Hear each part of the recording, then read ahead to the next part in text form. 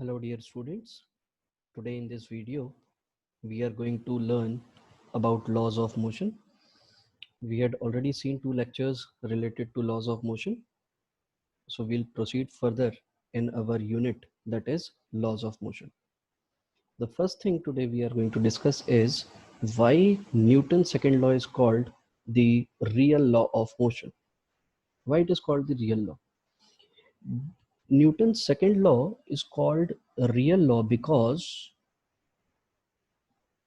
it contains both first and third law of motion. मतलब ये Newton second law का ही special case है हमारा फर्स्ट और third law. How, let's see बेटा, what is Newton first law? Everybody will remain at rest until and unless rest or in uniform motion until and unless no external forces applied on it।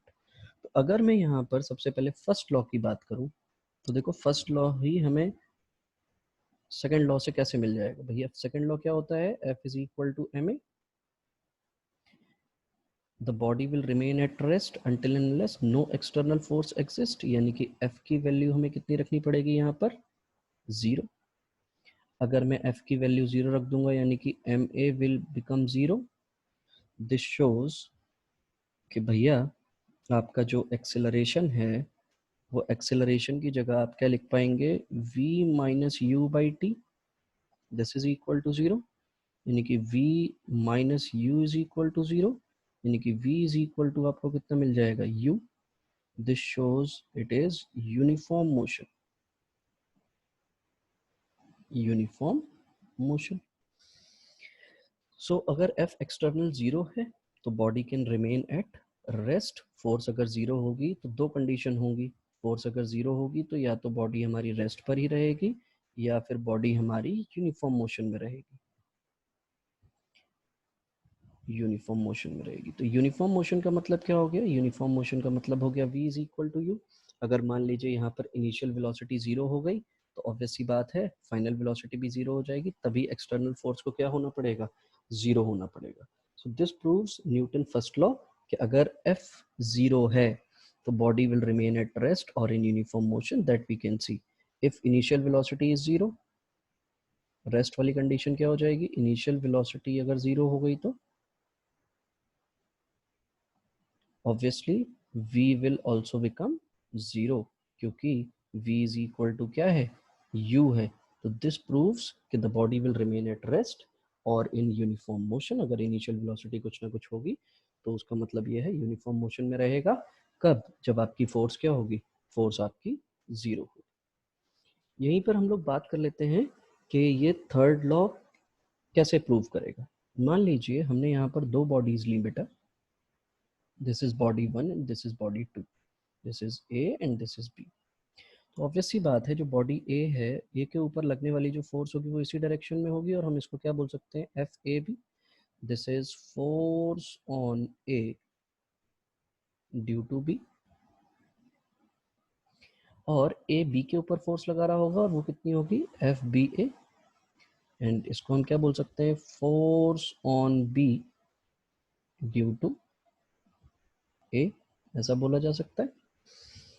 तो अगर मैं पहले वाले का momentum निकालने की कोशिश करूं, ऑब्वियस सी बात है इसी फोर्स की वजह से इस बॉडी के मोमेंटम में चेंज आया होगा, यानी कि change in momentum, because F A B जो होगा वो किसके बराबर होगा? D P A by D T. और एफ बी ए जो होगा वो किसके बराबर होगा? D P B by D T. तो अगर मैं यहाँ पर डी पी ए निकालने की कोशिश करूंगा तो वो कितना हो जाएगा? F A B into D T. और यहाँ पर अगर डी पी बी निकालने की कोशिश करूंगा तो ये हो जाएगा F B A into D T. तो सिंपल सी बात, पूरे के पूरे सिस्टम का द मोमेंटम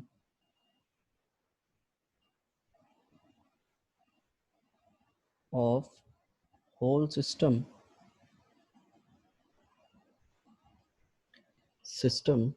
remains constant।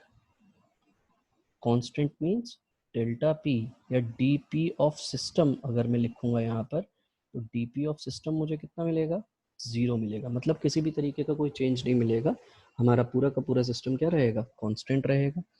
तो D P of system must be equal to, भैया दो ही तरीके के मोमेंटम थे, एक तो डी पी ए था हमारे पास और दूसरा मोमेंटम डी पी बी था। इसकी वैल्यू हमें क्या मिलनी चाहिए, 0। तो अगर मैं यहाँ पर F A B D T plus F B A D T को 0 के बराबर रख सकता हूँ, तो यहाँ पर F A B D T is equal to minus of F B A D T. तो D T and D T will get cancel out, तो एफ ए बी जो मुझे मिलेगा वो minus of F B A मिल जाएगा। तो ये चीज़ भी हमने किसकी हेल्प से प्रूव कर पाया बेटा, न्यूटन के सेकेंड लॉ की हेल्प से। That is why it is called Newton's second law as the real law, because it contains both your first law as well as your third law. This is your third law of motion. तो अगर आपसे कोई भी बोले कि why Newton's second law is called the real law, because it contains both Newton first as well as Newton third law, that is why it is called as Newton's real law, or we can say it as real law of motion. और अगर कोई prove करने के लिए बोले तो these are the two proofs which you have to do. For the first law this is the proof, and for second law you have to prove accordingly. So after this I just want to discuss few more important points regarding Newton's third law of motion. So Newton's third law is applicable irrespective of the nature of the forces. मतलब आपकी किसी भी तरीके की force हो, चाहे वो gravitational force हो, चाहे वो इलेक्ट्रोस्टैटिक फोर्स हो, या कोई भी फोर्स हो, स्प्रिंग फोर्स हो, किसी भी तरीके की कोई भी फोर्स होगी, ये न्यूटन का सेकेंड लॉ हर जगह पर एप्लीकेबल होगा। एक्शन और रिएक्शन हमेशा डिफरेंट बॉडी पर लगेंगे बेटा। तो सिंपल सी बात, एक्शन और रिएक्शन के अलावा भी न्यूटन थर्ड लॉ के लिए we required two bodies, minimum two bodies are required, कि भैया एक बॉडी के ऊपर एक्शन होगा तभी दूसरी बॉडी के ऊपर रिएक्शन होगा, और एक्शन और रिएक्शन हमेशा डिफरेंट बॉडी पर लगेगा। मतलब ये 1 है और ये 2 है, तो this will be force on 1 due to 2, मतलब ये 1 के ऊपर फोर्स लग रही है, F12 इज एक्टिंग ऑन 1, और F2 के ऊपर जो फोर्स लग रही, जो 2 के ऊपर फोर्स लग रही होगी, that will be the force on 2 due to 1। तो ये देखो, ये अगर एक्शन किया किसने, 2 ने, तो इसको रिएक्शन भी मिला कितने का, F21 का, और ये दोनों हमेशा क्या होंगे, दोनों हमेशा अपोजिट होंगे। ये दोनों कभी एक दूसरे से कैंसिल आउट नहीं होंगे। जैसे कि अगर मान लो कोई भी एक बॉडी होती और इसी बॉडी के ऊपर F1 फोर्स लग रही होती और यहाँ पर भी F2 फोर्स लग रही होती, और इस बॉडी को अगर मैं बोल देता कि ये बॉडी रेस्ट पर है, रेस्ट पर कब रह सकती है, जब F1 is equal to F2 होगा, तो ये दोनों फोर्सेस एक दूसरे को क्या कर देंगे, कैंसिल आउट। फोर्सेस कभी भी अगर अपोजिट डायरेक्शन में सेम बॉडी पर लगती हैं तभी वो एक दूसरे से कैंसिल आउट होती हैं, अदरवाइज वो कैंसिल आउट नहीं होंगी। तो न्यूटन थर्ड लॉ तो तभी एप्लीकेबल है जब दो बॉडीज का, मिनिमम दो बॉडीज का क्या होगा, इंटरेक्शन होगा। That is why action and reaction के नॉट कैंसिल ईच अदर, ये कभी भी एक दूसरे को कैंसिल नहीं करेंगे, और बिना एक्शन के कभी कोई रिएक्शन नहीं होगा। तीसरी एक और इंपॉर्टेंट बात, physical contact is not required. Physical contact of two or more bodies is not required. Why it is not required? See beta, we have seen two magnets. अगर यहाँ पर ये एक नॉर्थ पोल है और इसके बगल में अगर हम एक नॉर्थ पोल लेकर आते हैं, तो ये एक दूसरे के ऊपर फोर्स लगा रहे होते हैं, तभी तो इनके बीच में हमें क्या दिखाई देता है बेटा, रिपल्शन दिखाई देता है। तो सिंपल सी बात, यहाँ पर भी ये एक दूसरे के ऊपर क्या कर रहे हैं, एक्शन और रिएक्शन की फोर्स लगा रहे हैं। एक और एग्जाम्पल अगर मैं न्यूटन थर्ड लॉ का बोलूँ, क्लास में टीचर पढ़ा रहा है, तो पढ़ाते हुए क्या हुआ, टीचर किसी बच्चे को शरारत करते हुए देख रहा है, तो उसकी तरफ अगर वो सिर्फ आंख उठाकर भी देख लेता है तो ऑब्वियस सी बात है बच्चा शांत हो जाता है। तो वहां पर एक टीचर ने, एक बच्चे ने एक एक्शन किया, टीचर ने उसका रिएक्शन दिया और उसका हमें रिजल्ट मिला, तो वहां पर भी हमें किसी भी तरीके का कोई कॉन्टेक्ट देखने को नहीं मिलता है। तो ये ज़रूरी नहीं है कि न्यूटन का थर्ड लॉ तभी लगेगा जब दो बॉडीज़ के बीच में फिजिकल कॉन्टैक्ट हो। अगर फिजिकल कॉन्टैक्ट नहीं भी है तो उस केस में भी आपको एक्शन रिएक्शन देखने को मिल सकता है, यानी कि न्यूटन्स थर्ड लॉ देखने को मिल सकता है, as you people have must have observed in case of magnets. तो this was all about Newton's third law of motion, जो आपको हमेशा ध्यान रखने हैं सारे के सारे point, and all these points are very very important, and they will play a major role while applying the Newton's third law of motion. There is one more law, and that law is called law of conservation of linear momentum. What this law says, ये most important बात है कि जब कभी भी किसी भी system के ऊपर कोई एक्सटर्नल फोर्स नहीं लगती है, इफ एफ एक्सटर्नल जो है बेटा, वो एफ एक्सटर्नल क्या हो जाए, जीरो, तो टोटल लीनियर मोमेंटम जो होगा, क्या होगा, टोटल लीनियर मोमेंटम जो होगा, वो लीनियर मोमेंटम आपका कैसा रहेगा, वो लीनियर मोमेंटम आपका हमेशा कंजर्व्ड रहेगा. And what do we mean by conserved रहेगा, कंजर्व्ड का मतलब है कांस्टेंट रहेगा, यानी कि total linear momentum remains conserved, मतलब कांस्टेंट. यानी कि हम क्या बोल सकते हैं, हम सीधे सीधे ये बोल सकते हैं कि जो भी हमारा p होगा, मोमेंटम जो होगा, that momentum will be constant. It is very very important law. हालांकि नाइन्थ स्टैंडर्ड में आपने कुछ ऐसे तो पढ़ा होगा, m1u1 plus m2u2 is equal to m1v1 plus m2v2. ये कुछ नहीं है, ये भी वही चीज़ है कि इनिशियली कुछ मोमेंटम था और फाइनल मोमेंटम दोनों बराबर होंगे. अगर दोनों मोमेंटम बराबर होंगे तो ऑब्वियस सी बात है, जब हम एक दूसरे से सब्ट्रैक्ट करेंगे तो चेंज कितना मिलेगा हमें, चेंज हमें जीरो मिलेगा. मतलब हम अगर अपने नाइन्थ स्टैंडर्ड के अकॉर्डिंग देखें तो इनिशियल मोमेंटम जो होगा वो हमारे फाइनल मोमेंटम के बराबर होगा. मतलब हमें किसी भी तरीके का कोई चेंज देखने को नहीं मिलेगा. Final momentum will be, initial momentum will be equal to final momentum. How to prove this law? So this law can be proved both by second law of motion as well as third law of motion. So first of all, we'll see how to prove it with the help of second law of motion. So derivation of conservation of linear momentum by second law of motion. See beta, suppose we have n number of particles. कितने particles हैं? n number of particles हैं. Particles interacting with each other. Interacting with each other.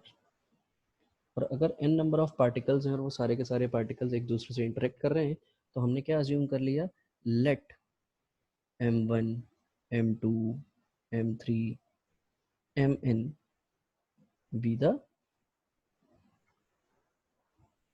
individual masses of particle.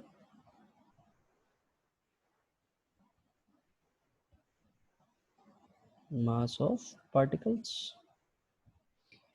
और हमने इनकी velocity मान ली v1 v2 v3 vn be the individual velocity of particles. individual velocity of particles. तो simple सी बात, अगर यहाँ पर हम मोमेंटम लिखने की कोशिश करेंगे तो p अगर मैं लिखने की कोशिश करूँ तो p क्या मिलेगा मुझे, m1v1 m2v2 m3v3 and so on. ये क्या हो जाएगा, mn हो जाएगा. तो ये मेरे पास ओवरऑल मोमेंटम आ जाएगा. अगर वेलोसिटी की डायरेक्शन डिफरेंट हो गई तो उस केस में मोमेंटम की वैल्यू चेंज हो जाएगी. तो मैं इसको वेक्टर फॉर्म में लिख लेता हूँ. तो ये हमने इसको वेक्टर फॉर्म में लिख लिया. जैसे ही मैंने इसको वेक्टर फॉर्म में लिखा, अब मेरे पास जो कंडीशन है, द इम्पॉर्टेंट कंडीशन, और वो इम्पॉर्टेंट कंडीशन क्या है, no external force acts on the system. तो अगर f की वैल्यू जीरो हो गई तो ऑब्वियस सी बात है f इज इक्वल टू क्या होता है, dp वेक्टर बाई dt. ऐसे ही देखने को मिलेगा हमें. तो dp वेक्टर बाई dt का मतलब क्या हो गया, dp वेक्टर बाई dt का मतलब ये हो गया कि इसको इक्वल टू जीरो रखना पड़ेगा. किसी भी चीज का डिफरेंशिएशन जीरो कब होता है, differentiation becomes differentiation becomes differentiation of any constant is zero. ऐसा ही पढ़ा है हमने, जीरो हुआ करता है। ऑब्वियसली बात है, dp बाई dt इसका डिफरेंशिएशन अगर जीरो है तो दिस प्रूव्स कि p जो है, p आपका क्या रहने वाला है, p आपका कांस्टेंट रहने वाला है। और p क्या था हमारे पास, m1v1 vector, m2v2 vector, m3v3 vector, और आगे चले जाएं तो mn वेक्टर। और इसकी वैल्यू किसके बराबर है, इसकी वैल्यू आपकी जीरो के बराबर है। So this is the proof of Newton's conservation of linear momentum with the help of Newton's second law of motion. तो हम इसको ऐसे भी लिख सकते हैं कि भैया P1 पहले वाले पार्टिकल का, P2 दूसरे वाले पार्टिकल का, P3 तीसरे वाले पार्टिकल का मोमेंटम है, और कहाँ तक जाना है हमें, Pn तक जाना है। ये सब की वैल्यू हमें क्या मिलेगी, इन सब की वैल्यू हमें जीरो मिलेगी। So this is conservation of linear momentum with the help of Newton's second law of motion. Now we will prove it with the help of Newton's third law of motion. So how we can prove it with Newton's third law of motion? Let's see. Suppose there are two bodies. एक body मैंने ले ली, ये है A, इसका मास मैंने m1 मान लिया और इसकी वेलोसिटी u1 मान ली, ये u1 वेलोसिटी से मूव कर रहा है। एक दूसरा पार्टिकल ले लिया B, इसकी वेलोसिटी u2 मान ली और इसका मास मैंने m2 मान लिया। मैंने क्या अज्यूम किया यहाँ पर, m1 जो है या u1 जो है, u1 is greater than u2। अगर u1 u2 से बड़ा होगा तो ऑब्वियस सी बात है कि after some time they will collide with each other, that is this is m1 and this is m2, they will collide with each other, and after collision what we'll find, we will find the change in the velocities, यानी कि m1 और ये क्या हो जाएगा आपका v1, ये हो जाएगा आपका m2 और ये क्या हो जाएगा आपका v2। ऐसा ही देखने को मिलेगा आपको। तो यहाँ पर आकर क्या हो गया, इंटरेक्शन हो गया। इंटरेक्शन हो गया इसका मतलब क्या है, from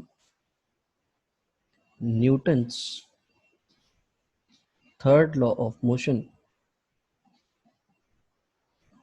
what we can say force on A due to B must be equal to negative of force on B due to A। ऐसा ही होना चाहिए, यही पढ़ा है हम लोगों ने। तो अगर हम यहाँ पर चेंज इन मोमेंटम की बात करें, किसकी बात करें, चेंज इन मोमेंटम, तो चेंज इन मोमेंटम कितना हो जाएगा, change in momentum of body A. तो भैया P final minus P initial ऐसा ही लिखेंगे हम लोग। तो what is P final, P final तो m1 v1 हो गई भैया, और P इनिशियल क्या है, m2 v2। सॉरी, यहाँ पर हमें क्या देखने को मिलेगा, हमें यहाँ पर m1 v1 minus m1 u1, यही होगा P final minus P initial. Same यही चीज अगर मैं चेंज देखूं, चेंज इन मोमेंटम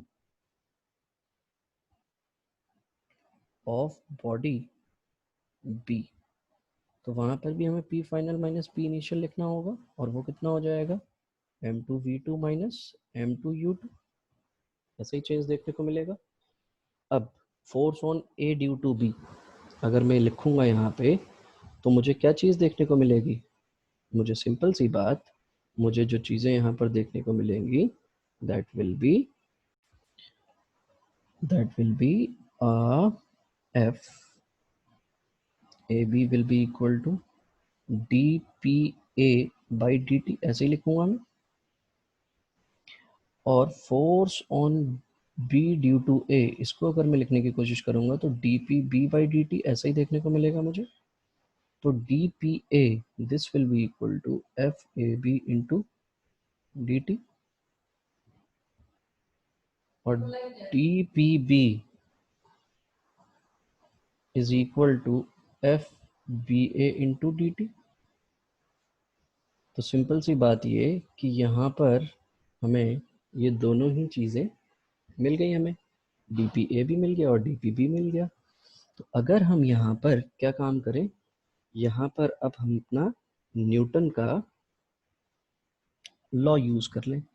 कौन सा लॉ यूज़ कर लें कि भैया न्यूटन का लॉ क्या था, F A B is equal to minus of F B A था। मैं इसको डी टी से मल्टीप्लाई कर देता हूँ, तो D T this is equal to minus of F B A into D T, ऐसे ही देखने को मिलेगा। F B A into D T ये किसके बराबर है, डी पी ए के बराबर है, and this is minus of D P B के बराबर हो गया। डी पी ए अगर हम देखें तो डी पी ए जो है वो तो यही है हमारा डी पी ए, और ये हमारा क्या है, डी पी बी है। तो सिंपल सी बात, डी पी ए की जगह हम लोग क्या लिख लेंगे, M one V one minus M one U one is equal to M two V two minus M two U two. आप जब इसको सॉल्व करेंगे तो M one V one plus M two V two is equal to M one U one plus M two U two आपको देखने को मिलेगा। और यही आपका प्रूव हो गया किसका, कंजर्वेशन ऑफ लीनियर मोमेंटम का। तो इस पर बेस्ड आप लोगों ने ढेरों क्वेश्चन अपने 9th स्टैंडर्ड में भी देखे होंगे, आपको इसी से रिलेटेड क्वेश्चन आपको 11th स्टैंडर्ड में भी मिलेंगे। तो इस चीज़ पर आप ध्यान रखिएगा, this was the proof of conservation of linear momentum. So that's all for today. The rest we'll see in the next video. Thank you so much.